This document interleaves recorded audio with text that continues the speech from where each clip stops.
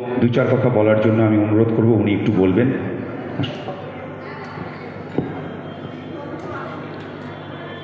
সুধী ভক্তবৃন্দদের প্রণাম জানাই। বেশি সময় নষ্ট করব না, সত্যি সময়ের খুবই অভাব। আগামী পরশু থেকে আমাদের বহু প্রতীক্ষিত ৩৯তম বর্ষের ভবা পাগলা মহাসম্মেলন শুরু হচ্ছে।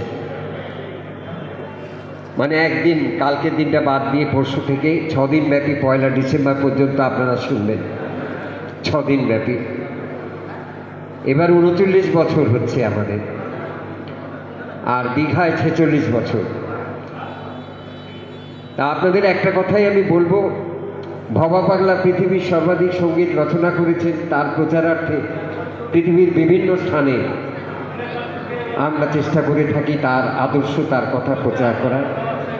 সেই সঙ্গে এই অন্নদা ঠাকুর, বাবা লোকনাথ, রাম ঠাকুর, বামদেব, ঠাকুর রামকৃষ্ণ, বিবেকানন্দ, সবার আদর্শ সবাইকে নিয়ে সব মহাপুরুষরা সেই একই কথা বলছেন, ঈশ্বর লাভই একমাত্র মনুষ্য জীবনের উদ্দেশ্য। সেই জিনিসটা আমরা সব ভালো মানুষরা এক হবার জন্য আজকে আমাদের ভবা পাগলা মহাসম্মেলন আমরা করে থাকি। এবং প্রতি বছর আমরা একটা শোভাযাত্রা করি।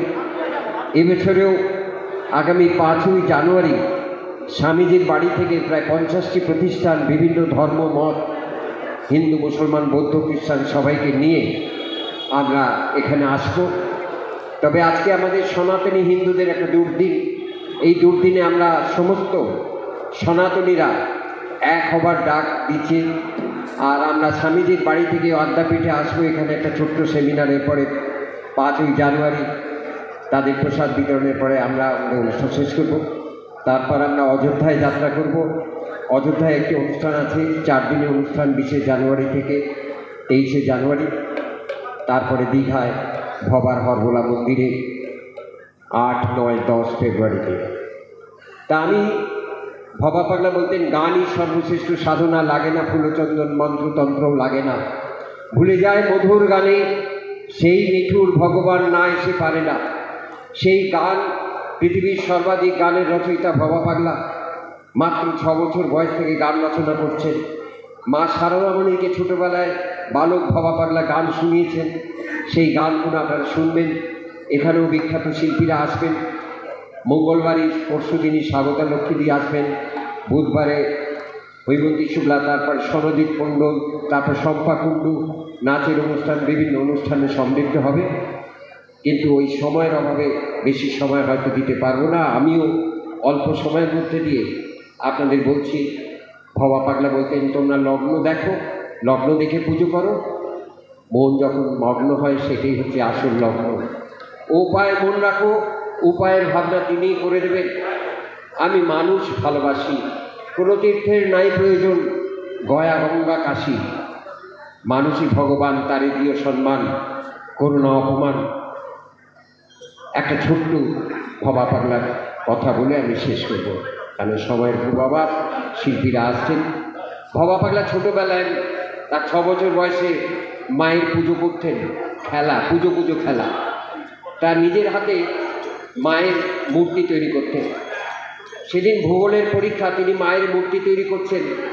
ভূগোলের মাস্টারমশাই বললেন, কি করছিস ভবেন, আজ না তোর ভূগোলের পরীক্ষা?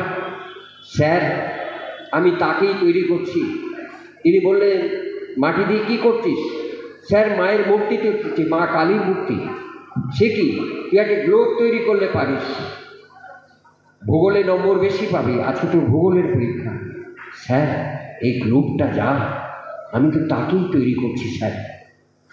তাই এই বিশ্বটা যার, আমি যদি মাকে নিয়ে থাকি, ঈশ্বরকে নিয়ে থাকি, আর ভগবানের নামে তার কর্মটা করি, তাহলেই কিন্তু তাকে পাওয়া।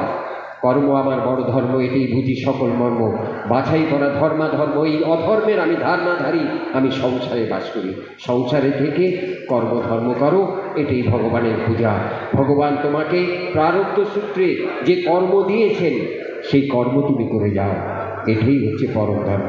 জয় ভবা, জয় বাবা লোকনাথ, জয় বাবা অন্নদা ঠাকুর, সবাইকে প্রণাম জানিয়ে আমি আমার বক্তব্য শেষ করছি। নমস্কার।